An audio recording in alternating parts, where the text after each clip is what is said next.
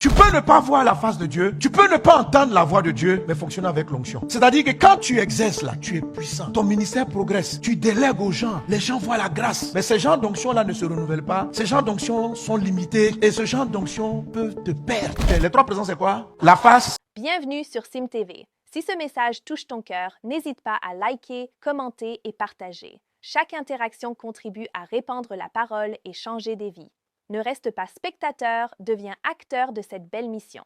Merci et continuons ensemble. La voix et l'onction. La face, la voix et l'onction. Alors la première des choses, c'est la face de Dieu. C'est ce que Adam et Ève ont perdu lorsqu'ils ont mangé le fruit interdit. Genèse 3 dit ceci. Lorsqu'ils ont mangé le fruit, ils ont connu qu'ils étaient nus. Et la Bible dit, ils se cachèrent loin de la face de Dieu. Donc le péché a fait que Adam et Ève se sont cachés loin de la face de Dieu. Mais quand Dieu a parcouru le jardin, il dit, nous avons entendu ta voix. Donc on n'a pas la face, mais on a la voix. Alors ils entendirent la voix de l'Éternel qui parcourait le jardin. Donc ça ils entendaient. Hein. Et l'homme et sa femme se cachèrent loin de la face. Donc, je peux perdre la face, mais j'ai toujours la voix. Ils avaient perdu la face de Dieu. Ils s'étaient éloignés de la face de Dieu, mais ils entendaient toujours Dieu parler. Caïn entendait Dieu parler, mais il n'avait pas la face de Dieu. La voix de Dieu, c'est comme si je t'appelle au téléphone. C'est moi, mais je ne suis pas là. Mais quand tu as la présence, tu peux avoir aussi la voix. L'idéal, c'est que Dieu soit présent. Donc, les trois présents de Dieu, on a la face de Dieu, on a la voix de Dieu, on a l'onction de Dieu. Mais le premier niveau, quand vous priez, cherchez sa face. Ne cherchez pas en premier sa voix et ne cherchez pas en premier l'onction. Allez devant sa face. Comment on vient devant la face? Il faut être nu. On ne voit pas la face de Dieu habillé. Non, je ne parle pas de tes habits physiques, s'il te plaît. Faut pas que j'arrive dans ta maison. On dit, mon frère, qu'est-ce qu'il y a? Tu dis, pasteur Sanogo a dit, je suis venu chercher la face de Dieu.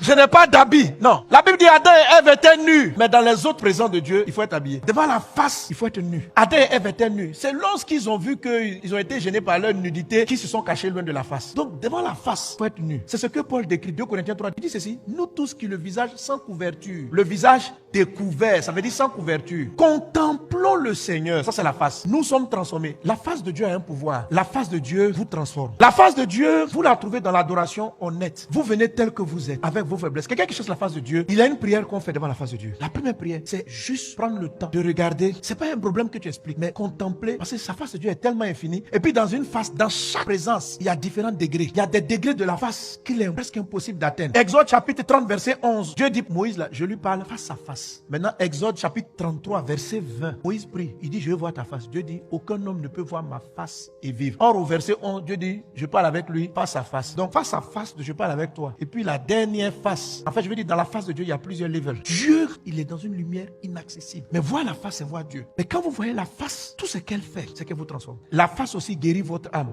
Jacob dit ceci à Péniel, j'ai vu l'Éternel face à face, mon âme a été sauvée. Quand vous êtes déprimé, il vous faut la face. C'est la face qui sauve votre âme. Ce n'est pas la voix, ni l'onction. Je connaissais une dame, elle entendait la voix de Dieu, lui donnait tous les détails. Elle priait, Dieu guérissait les malades, mais elle était déprimée, dépressive. Et puis ça m'a choqué. J'ai dit, mais Dieu, pourquoi la dame là est déprimée? Pourtant, tu lui parles. Puis c'est plus tard, j'ai réalisé. Il dit, en fait, elle entend ma voix, mais elle ne voit pas ma face. C'est ma face qui sauve les âmes. C'est pas ma voix. Ce n'est pas ma voix. Il dit, si tu vois un chrétien qui est déprimé, qui est coléreux, qui a des mauvais caractères, c'est que quand il me cherche, il n'a pas cherché ma face. Il a cherché ma voix. Un chrétien qui est dans la face sera changé. Son caractère va changer. Parce que nous tous qui le visage découvert contemplons le Seigneur, nous sommes changés à la même image. Alors, tout ce que je prêche là, la nature de Dieu, l'ordre de Dieu, ça vient pas parce que vous écoutez mon message. Parce que votre personne doit être changée. Ça veut dire que naturellement, tu n'es pas ordonné. Et ça là, la voix peut pas changer ça. Tu peux écouter mon message, ça va pas te changer. Tu vas comprendre intellectuellement. Pour que tu changes, il faut que tu partes chercher Dieu nu. C'est-à-dire, sans faire semblant. Tu viens, papa, et puis tu contemples comment il est ordonné. Regarde comment tu as organisé la nature. La face de Dieu, c'est juste de l'admiration. Vous ne demandez rien. Devant la face, même on ne demande pas. C'est la seule prière qu'on fait, c'est Dieu, juge-moi. Quand vous arrivez devant la face, vous dites juge-moi. Les gens ont peur de la face parce qu'ils ont peur d'être jugés. Vous devez dire à Dieu, juge mes œuvres, juge-moi. L'apôtre Paul dit, si vous vous jugez, vous serez plus jugés. Donc quand vous arrivez devant la face, papa, contrôle-moi. Comment tu trouves mon travail? Comment tu trouves que je suis?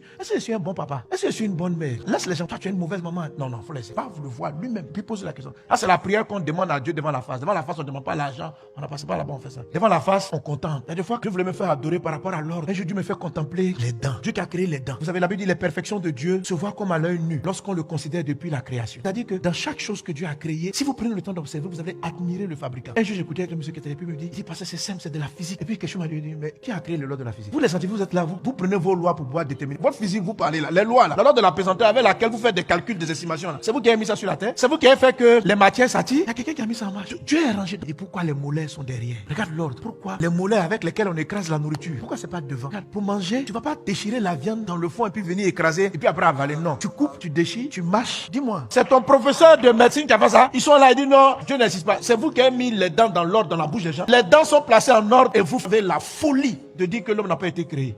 Quel insensé. Quand on contemple Dieu, on est transformé en la même image. 2 Corinthiens 3:18. Quelqu'un qui fait ça régulièrement, lui-même, il commence à prendre la nature de Dieu. Mais ne vous arrêtez pas là, parce que la face n'est pas la voix. Tu vois, les worshipers, ils worshipent la face seulement. Mais à un moment donné, écoutez la voix. Parce que la voix, c'est la parole. C'est elle qui va vous dire où partir. Il y en a quand ils ont vu la face, ils se contentent de la face, ils ne veulent plus faire autre chose. J'ai vu, oui, je le vois. On dit, mais il a dit quoi? Non, c'est pas important. L'épouse, elle a jeté les graines dans 3 mesures. Il faut les 3, pas 1, pas 2, mais les 3 à la fois. Deuxième mesure. Ouais, écoutez sa voix. La voix vous donne de la force. Quelqu'un qui worship, qui est un adorateur, qui n'écoute pas la voix, ne fera jamais des esprits. Quand il arrive à l'église, c'est là dans la méditation. Quand il occupe, oh là là, oh là là. Mais dans la vie, il faut opérer. Il peut rien faire. Les gens qui aiment la face sans la voir, ce sont des gens, même arrivés au culte à un moment donné, ça les fatigue. Parce que plus tu vois la face, moins tu comprends l'attitude des gens. Et tu supportes de moins en moins les personnes. Donc les gens qui aiment la face, ils ont envie de dire, j'ai même envie de venir au culte. Je préfère rester adorer dans ma chambre. Un jour, les disciples étaient montés sur la montagne avec Jésus. Ils étaient devant la face. Jésus s'est transfiguré. Il dit, on veut rester ici. Jésus dit, on descend. Un chrétien n'est pas né pour rester devant la face. Ce sont seulement les chérubins qui font ça. Un enfant de Dieu naît pour opérer. Aimez la voix de Dieu. Elle vous donne des orientations. C'est la voix de Dieu qui brise les montagnes. C'est la voix de Dieu qui fait enfanter les brebis. C'est la voix de Dieu qui dit, va et je ferai des exploits. La voix de Dieu va te donner une orientation. C'est la voix de Dieu qui t'assure la victoire. Comment il faut venir devant la voix? Il faut venir avec un cœur disposé à obéir. Comment il faut venir devant la face nue? Devant la voix et la soumission. Si Dieu te parle et puis tu ne fais pas, il va arrêter de parler. La dernière présence de Dieu, elle est très puissante. C'est elle qui nous fait opérer sur la terre pour Dieu. Mais le fait qu'elle soit autonome rend ça très dangereux. Parce que tu peux ne pas voir la face de Dieu. Tu peux ne pas entendre la voix de Dieu, mais fonctionner avec l'onction. C'est-à-dire que quand tu exerces là, tu es puissant. Ton ministère progresse. Tu délègues aux gens. Les gens voient la grâce. Mais ces gens d'onction là ne se renouvellent pas. Ces gens d'onction sont limités et ce genre d'onction peut te perdre. Si tu as l'onction, la 3e phase, sans les 2 premières, tu vas mourir. Parce que quand Dieu se manifeste, les gens voient Dieu. Quand on est en croisade et puis l'onction est manifestée, les gens disent quoi? Dieu est là, Dieu est là. C'est une présence de Dieu. Mais en fait, c'est pas vraiment Dieu, c'est sa puissance. Et puis c'est des anges qui sont en mouvement. Là, quand je parle, c'est pas la face de Dieu. Il y a la voix de Dieu et puis il y a l'onction. Parce que l'onction aussi enseigne. La Bible dit dans le livre de Romains 11, faites très attention. Dieu ne se répand pas de ses dons et de son appel. C'est là que beaucoup de gens sont séduits avec la 3e présence de Dieu. Parce que l'onction là, c'est un don. Les dons spirituels, le don de prêcher là, c'est un don. Le don de prier pour les malades là, c'est un don. La Bible dit, car Dieu ne se répand pas de ses dons et de son appel. Ça veut dire que quand Dieu t'a appelé prophète là, il n'enlève pas ça. Donc son onction de prophète va toujours continuer. L'onction de Dieu, c'est comme si je te donne une voiture. Te donner la voiture là, c'était une preuve de ma présence dans ta vie, que je suis là. Mais maintenant, si on est en palabre, je ne vais pas reprendre la voiture. C'est pour ça que Dieu fonctionne. Si tu as fait un cadeau, il ne reprend plus. Si tu as nommé quelque part, il ne retire pas. C'est pourquoi Saül a perdu Dieu, la présence de Dieu. Mais l'onction était là. David dit, on ne peut pas toucher loin. Il avait toujours l'onction pour régner. Mais Dieu n'était plus. La Bible dit, l'Esprit de Dieu s'est en allé et un démon l'a possédé. Il y a des ministres, des pasteurs, des prophètes. Dieu n'est plus dans leur vie. Mais l'onction continue de travailler. Ils ont des révélations, ils prophétisent, ils ont le don de parole, de connaissance, ils guérissent les malades, mais ils n'entendent plus la voix de Dieu. Ils ne voient plus la face de Dieu. Donc ne vous laissez pas séduire. Quand vous voyez ça, bénissez Dieu pour l'onction, respectez l'onction. Mais il ne faut pas croire qu'il marche avec Dieu. Il ne marche pas avec Dieu. Parce que Dieu ne lui a pas retiré le don. Dieu ne se répand pas de ses dons. Si tu as fait un cadeau, il ne le retire pas. C'est toi-même qui peux ne pas l'utiliser.